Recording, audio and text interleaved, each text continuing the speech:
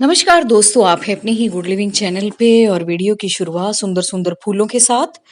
और बिल्कुल दोस्तों, जैसा कि अब विंटर के फूल तो खैर खिल ही रहे हैं, लेकिन आज जिस प्लांट के ऊपर हम बात करेंगे वो समर का एवरग्रीन प्लांट है। फ्लावरिंग आपकी ये समझ लो मार्च से लेके नवंबर दिसंबर तक ही होती रहती है। और सर्दियों में हम इसकी प्रूनिंग कर देते हैं इस प्लांट की, और फिर मार्च से दोबारा ये रीग्रो होना शुरू हो जाता है। तो आज हम बात करेंगे, जैसा कि टाइटल में आपने देख लिया, चांदनी के प्लांट की। इस पे फिलहाल तो फ्लावरिंग नहीं आ रही है, क्योंकि जैसा कि मैं बता रही हूँ कि इसकी प्रूनिंग कर देते हैं हम सर्दियों में। और ये देखो मैंने भी कर रखी है।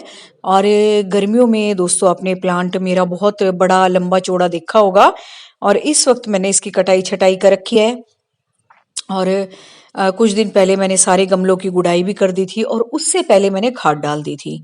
वैसे तो गुड़ाई के बाद खाद डालते हैं, लेकिन मुझे खाद अवेलेबल हो गई थी तो फिर मैंने डाल दी थी, और उसके बाद गुड़ाई कर दी थी। तो इसका मतलब कि मुझे तो अब कुछ देने की जरूरत नहीं है। लेकिन अगर आपके पास ये प्लांट है और नहीं भी है, तो दोस्तों ये लगता है कटिंग से। इसके सीड वगैरह नहीं होती, इसकी कलम ही लगाई जाती है। और बिल्कुल कटिंग के जरिए आप नए नए प्लांट तैयार कर सकते हो। जैसे कि मैंने भी जब इसकी कटाई छटाई की, तो जो इसकी ब्रांचेस थी, जो मुझे लगा कि मैं उनकी कटिंग्स लगा सकती हूँ, तो वो मैंने लगा दी थी। वो भी सक्सेसफुल हुई, और वो मैं आपको अभी दिखाती हूँ। और कुछ दिनों में मैं उनको भी ट्रांसप्लांट कर दूंगी कोई अच्छा सा गमला देख के। फिलहाल तो वो कटिंग तैयार हो चुकी है। तो दोस्तों ये इतना अच्छा प्लांट है, और इसके फूल तो लगते ही अच्छे वाइट कलर के जो होते हैं चांदनी के। और इसमें दोस्तों दो कलर की चांदनी आती है, एक डबल आती है, एक सिंगल आती है। तो फिलहाल तो ये सिंगल है, और डबल भी थी मेरे पास, लेकिन वो बहुत जब गर्मियां पड़ रही थी तब बंदर उसको उखाड़ गए थे। और फिर जब मैंने उसको दोबारा लगाई फिर वो लगी नहीं, क्योंकि उस टाइम गर्मियां बहुत पड़ रही थी। तो फिलहाल तो ये सिंगल ही है। और दोस्तों सिंगल भी है, इतनी ज्यादा फैल जाती है गर्मियों में, खूब दूर दूर तक इसकी ब्रांचेस जाती है। गमले में ही लगा हुआ है ये, और अच्छा बड़ा गमला है ये।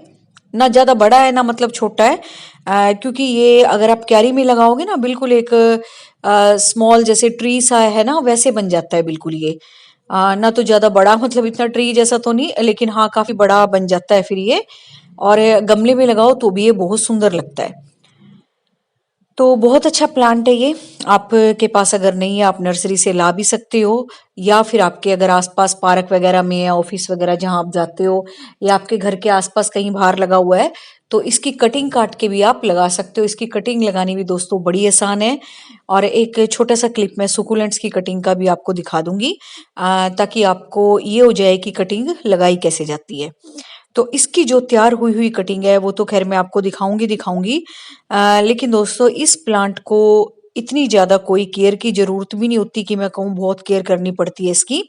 हाँ, जो हमारे गर्मियों वाले प्लांट है, जैसे हिबिस्कस है, ये है, कनेर है, इसी तरीके से इसको भी सूरज की रोशनी के साथ साथ एक मॉइस्चर वाला माहौल चाहिए। पानी अच्छा लगता है इसको, जैसे कि हिबिस्कस को लगता है पानी भी और सूरज की रोशनी भी। सेम यही समर एवरग्रीन सभी प्लांट्स के साथ होता है कि हल्की हल्की रोशनी भी होनी चाहिए, इतनी ज्यादा तेज भी नहीं। हाँ, लेकिन अच्छी खासी धूप ही नहीं चाहिए, और मॉइस्चर भी अच्छा चाहिए।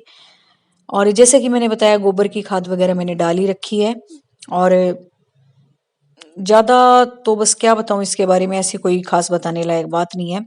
बड़ा कॉमन सा प्लांट है, आपको आसपास देखने को दिखता ही होगा ये। तो बस इस वक्त फूल तो नहीं आ रहे जो मैं आपको दिखा देती, लेकिन हाँ समर वाला वीडियो आप देख सकते हो, क्योंकि इस वक्त तो सब प्लांट्स की कटाई छटाई हुई हुई है, तो इतनी कोई ज्यादा ग्रोथ नहीं दिख रही। लेकिन अब आगे आने वाले टाइम में इसकी खूब सारी ब्रांचेस निकलेंगी जहां से मैंने कटिंग की हुई है इसकी, और फिर ये दोबारा से वैसे के वैसे फैल जाएगा।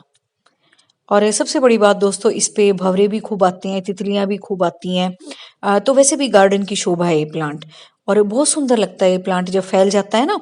अभी तो जैसे गंजा गंजा सा लग रहा है ये, लेकिन नहीं, जब इसकी खूब सारी पत्तियां आएंगी ना फिर ये अच्छा लगेगा। और जो ये कटिंग मैं आपको बता रही थी इसकी मैंने लगाई थी, ये देखो वी शेप की एक कटिंग लगाई थी। अभी तो मुझे यही ध्यान है, इसके पत्तों से पता लग रहा है, अदरवाइज तो ब्रांचेस तो सबकी एक जैसी सी लगती हैं। तो एक तो ये देख लो, ये कटिंग तैयार हो गई है। और इस कटिंग की भी दोस्तों ऊपर से आप देख रहे होगे मैंने ब्रांच काट दी थी, तो अच्छी ऊंची सी ब्रांच होगी थी इसकी। मुझे लग रहा था फिर यहाँ से भी 2-3 ब्रांच निकलेंगी, फिर अच्छा सा फैल जाएगा ये।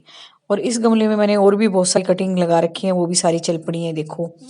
कोई हिबिस्कस की लगा रखी है, कोई गोरी चोरी की लगा रखी है, और ये चांदनी की लगा रखी है, तो आप देख ही रही हो। और ऑलमोस्ट सारी की सारी चल रही हैं ये। और ये भी काफी ऊंची तक चली गई थी, इसकी भी ब्रांच मैंने काट दी थी फिर, ताकि ये और फैल जाए। अब इसको मैं निकाल के ना जड़ में से, क्योंकि इसको अब पूरी की पूरी सनलाइट भी चाहिए और अपना अलग से स्पेस भी चाहिए। और यहाँ ये थोड़ा छुप सा गया है, और इधर से पेटूनिया अच्छा फैलने लग गया है। तो इसको मैं अभी अच्छा सा गमला देख के ना आराम से बड़े निकाल दूंगी। और ये देखो, ये हिबिस्कस की भी चल पड़ी है, इसमें मैंने कई सारी लगाई थी। अभी तो डंडी देख के खैर खास पता नहीं लग रहा ना। ये भी शायद हिबिस्कस की है, पता नहीं गोरी चोरी की है ये भी। और सब पे कुछ ना कुछ मतलब ग्रोथ नजर आ रही है, हरी हरी सी कुछ दिखाई दे रही है जैसे निकल रही हो। और ये भी दोस्तों, ये भी गोरी चोरी की है, ये भी अच्छी चल रही है।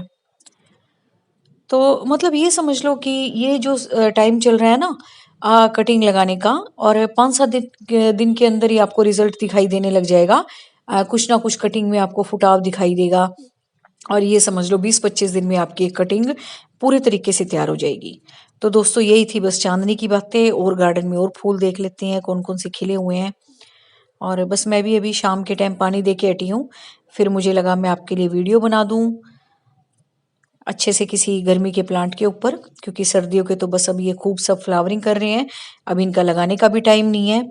अब तो बस जितना इनको एंजॉय करना है एंजॉय करेंगे इसके फूलों को। और एक सबसे बड़ी बात दोस्तों, जब भी आपने हैंगिंग बास्केट में इस तरह से प्लांट लगा रखे हैं, तो प्लांट में तो खैर हम बीच में पानी डालते हैं, इसकी बास्केट्स को भी भिगो दिया करो। अगर आपके पास ये कोको कोयर वगैरह की बास्केट है ना, इनको अगर आप भिगो देते हो ना, फिर बहुत देर तक मॉइस्चर बना रहता है इसमें। और इनको बनाने का भी तरीका मैंने बता रखा है आपको, कि जब भी आप इनको बनाओ, क्योंकि आगे समर का टाइम है और बहुत जल्दी जल्दी इवेपोरेट होता है मॉइस्चर जो भी आप डालते हो पानी वगैरह। तो उसके लिए मैंने आपको बता ही रखा है कि स्पंज के टुकड़े वगैरह आप बेस में बिछा सकते हो, इसके टॉवल के कपड़े बिछा सकते हो। और वुलन जो क्लोथ्स अब आप डिस्कार्ड करोगे, फेंकोगे, जो जुराबें टोपियां है ना, उनको भी बेस में बिछा के आप ये गमले तैयार कर सकते हो। और दोस्तों कोई भी कटिंग लगाने का सबसे बढ़िया जो मीडियम होता है वो आपका रिवर सैंड और ये आपकी गार्डन सोइल है ना, ये होता है, इसको मिला के लगाया करो। और एक कोई भी कटिंग लगाते वक्त आप कोई भी खाद वगैरह मत मिलाओ, क्योंकि फिर नाइट्रोजन की मात्रा बढ़ने से कई बार मतलब रूट्स नहीं बन पाती या आपकी कटिंग भी जल जाती है। तो उसके लिए बस आपने बस ये दो ही चीजों का मिक्सचर लेना है, जैसे कि आप पूछ रहे थे कि कटिंग लगाते वक्त क्या मिलाएं हम। तो बस मैंने भी ये नई नई कटिंग्स लगाई हैं। और एक ये आप देखो, ये जैसे पुरानी वुलन की सोक्स है ना, इनको भी आप छोटे छोटे गमले बनाने में तैयार कर सकते हो। अगर बड़ा पोट बना रहे हो या हैंगिंग बास्केट तैयार कर रहे हो, तो उसमें आप कैप वगैरह बिछा सकते हो। और ये दोस्तों दोनों चीजों का मिक्स है, जिसमें कि पुराने पर्सलिन और पोर्चुलाका लगे हुए थे। तो इसी तरीके से आपने अपना मीडियम तैयार करना। और आपने देखा होगा मेरे हाथ को भी नहीं चिपका ये, क्योंकि अगर खाली गार्डन सॉइल होती तो वो हाथ को चिपक जाती, चिकनी मिट्टी होती। तो कोई भी आप कटिंग लगाओ, वो आपने मीडियम ऐसा लेना है कि वो पोरस हो, ताकि उसमें जब जड़ बने वो फैले। ना कि ये कितनी बंधी हुई चिकनी सी मिट्टी आप ले लो कि जड़ बने भी तो वो फिर फैल ना पाए। तो ये मैं आपको जेड की कटिंग लगा के दिखाऊंगी। जेड प्लांट वैसे भी बहुत अच्छा माना जाता है, लकी माना जाता है। और इस टाइम दोस्तों किसी भी कटिंग लगाने का प्रॉपर टाइम चल रहा है, तो आप इस वक्त कोई भी कटिंग लगा सकते हो। कैलन कोई की भी मैंने आपको कल बताई थी, है ना। और जेड प्लांट की तो अब आप देख ही लो, मतलब सुकुलेंट्स की कोई भी वैरायटी हो, बेबी सन रोज हो गए, ये हो गए, रोयो के प्लांट के बेबी प्लांट्स आपके गमले में देखना निकल रहे होंगे, उनको भी आप डिवाइड कर करके अलग अलग करके लगा सकते हो। और जो आपके बल्ब्स हैं रेन लिली के हो गए, चाहे एस्पेरेगस के हो गए, या फिर कोई मतलब किसी भी तरीके के बल्ब हो, वो भी आप डिवाइड करके लगा सकते हो इस वक्त। जरूरी नहीं है कटिंग कटिंग। तो इस वक्त दोस्तों कटिंग तैयार करने का, नए नए गमले तैयार करने का बड़ा अच्छा सीजन चल रहा है। और देखना 15-20 दिनों में ही आपकी कटिंग भी तैयार हो जाएंगी और आपका प्लांट भी रूट बना लेगा। जब आप उसको निकाल के देखोगे आराम से तो रूट्स उस पे बनी हुई होंगी। तो बस ये दो ही मीडियम लेके आपने कटिंग लगानी है, चाहे आपका छोटा गमला है, बड़ा गमला है। और जैसा कि मैंने दिखाया आपको कि कटिंग तैयार करने के लिए एक बड़ा अच्छा मॉइस्चर वाला और छुपा-छुपा सा माहौल चाहिए, ताकि आप बार-बार उस कटिंग को भी ना देखो। कई बार ऐसा हो जाता है रोज-रोज आप कटिंग को देखते रहते हो। तो आपने देखा था मैंने कटिंग कैसे लगा रखी है। तो बिल्कुल ऐसा स्थान होना चाहिए कटिंग लगाने के लिए जो कि डायरेक्ट सनलाइट में भी ना हो और मतलब एकदम कवरिंग वाला एरिया भी ना हो। तो वो ऐसी जगह हो कि जहाँ पे ठंडक सी भी पड़ रही हो रात की और हल्की फुल्की दिन की सनलाइट भी हो। तो बस ये समझ लो 15-20 दिन में आपकी कटिंग तैयार हो जाएगी। और मिट्टी को आपने बिल्कुल नहीं सूखने देना, क्योंकि एक तो देखो दोस्तों वो खाली एक स्टेम ही है, उस पे आपने जड़ बनानी है। तो अगर आप ड्राई मीडियम रखोगे या उसका हो जाएगा, अ, तो फिर आपकी कटिंग वो सूख जाएगी। और अगर आप मॉइस्चर अच्छा बना के रखते हो, इस तरीके से आप कटिंग तैयार करते हो, तो आपकी सारी की सारी कटिंग बड़ी सक्सेसफुली तैयार हो जाती है। और दोस्तों ये जेड वगैरह प्लांट की कटिंग तो वैसे भी छोटे छोटे गमलों में भी चल जाती हैं। सुकुलेंट्स की मतलब कोई भी वैरायटी हो। और इसी तरीके से आप बेबी सनरोज भी लगा सकते हो, कैलन कोई भी लगा सकते हो, कोई भी मतलब अपना नई नई कटिंग्स को तैयार करके नए नए गमले तैयार कर सकते हो। और इसमें अगर चाहो तो आप पर्सलेन पोर्चुल भी लगा सकते हो। और बोनसाई के लिए भी दोस्तों जेड प्लांट जो होता है बहुत अच्छा रहता है वो। और बहुत मतलब आसानी से अगर आप बिगिनर हो ना, तो बोनसाई बनाने की शुरुआत आप जेड प्लांट से ही कर सकते हो।